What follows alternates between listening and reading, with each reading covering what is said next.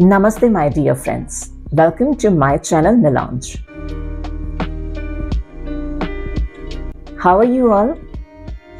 Today I'm going to make a super delicious yet sugar-free and gluten-free chocolate cake using finger millet flour and homemade date syrup. Yes, you can find the recipe link of my homemade date syrup in the description box. I would request you to please watch the whole video as I'll share some tips and tricks as we go. Before we start mixing our ingredients, preheat your oven at 180 degrees Celsius. So first of all, we will start with sifting all the dry ingredients. 3/4 cup finger millet flour, 1 tablespoon unsweetened cocoa powder, half teaspoon baking powder, 1/4 teaspoon baking soda and pinch of salt. Keep this dry mix aside and let's move to our wet ingredients. Add them all one by one in a mixing bowl while whisking continuously so everything blends nice and smooth. For a dairy-free variant, you can swap regular curd with its dairy-free alternatives like coconut milk curd if you want. 1/4 cup curd, 1.5 tablespoon flavorless oil, 1/4 teaspoon vanilla extract. Half cup homemade date syrup, add in 2 batches. Add the dry mixture in 2 batches and keep whisking and mixing.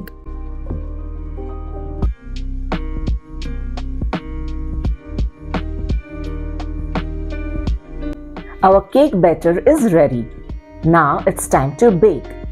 Before that, just a little heads up.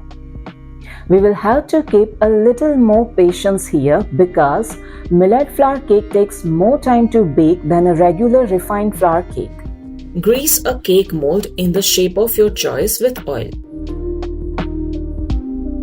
And then line it with a baking paper. Now dust it lightly with unsweetened cocoa powder.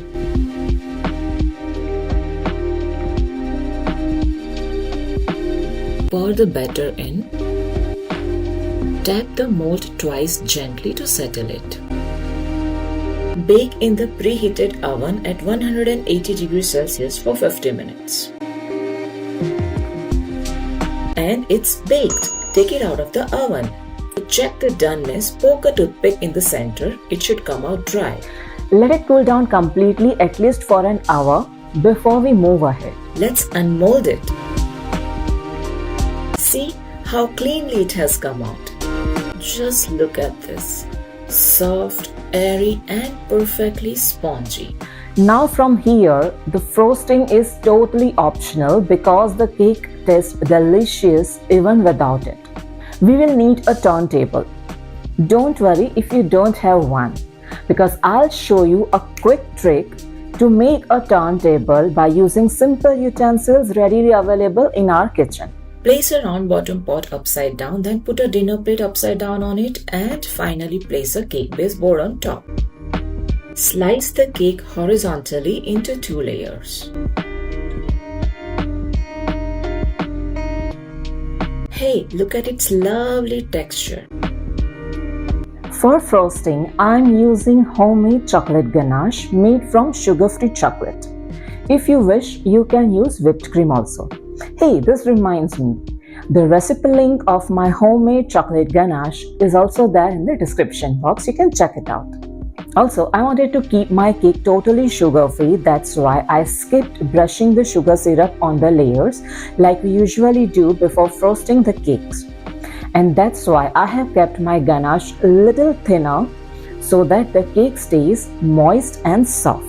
Spread a little chocolate ganache at the center of the board and place the bottom cake layer on it.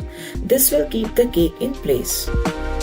Now spread ganache generously on top.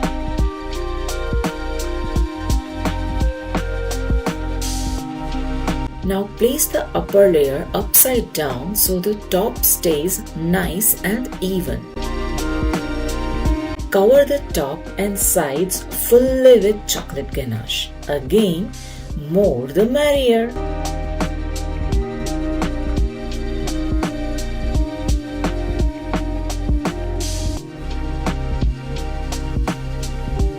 Spread it evenly all over the cake. Cover every bit of it. No cheating here.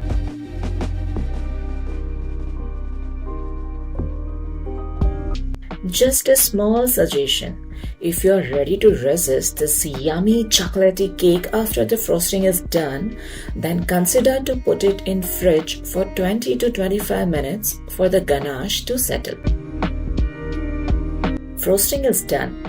Now clean the board neatly to remove any extra ganache. Enjoy the cake! Thank you so much for watching my video. If you liked my recipe, please press the like button and share with your friends and family. If not done yet, then please subscribe to my channel. By the way, my family loved the cake. See you soon with more exciting ideas. Bye-bye.